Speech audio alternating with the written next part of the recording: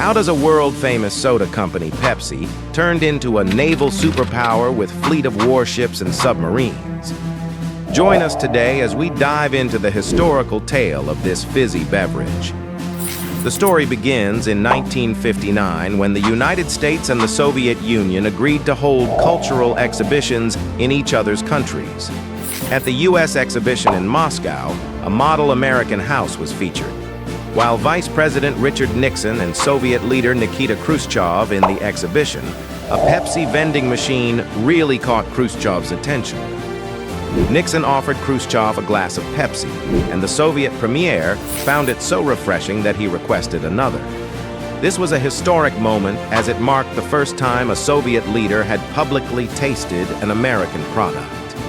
After years of negotiations, Pepsi became the first foreign consumer product to be sold in the USSR in 1972. However, there was a challenge. Soviet rubles were not convertible and had no value outside the USSR, making them unsuitable for payment. To overcome this hurdle, Pepsi struck a unique deal with the Soviet government. Instead of rubles, they would receive vodka, which they could then sell in the US and other countries.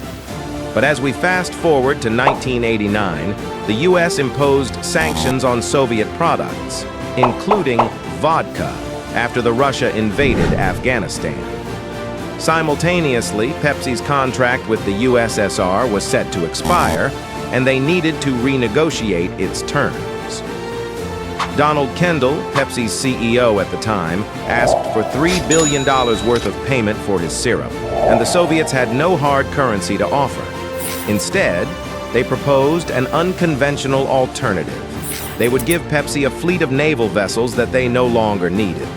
Kendall agreed to this offer, and in a remarkable turn of events, Pepsi became the owner of 17 submarines, a cruiser, a frigate, and a destroyer. Some estimates even ranked Pepsi's navy as the sixth largest in the world at that time, surpassing those of countries like Australia and Spain. Pepsi was not truly a naval superpower as a result of this deal. The decommissioned Soviet battleships were not combat-ready. They had been retired from active service and were in various states of disrepair. Pepsi's naval adventure was short-lived, but it left a lasting mark on history.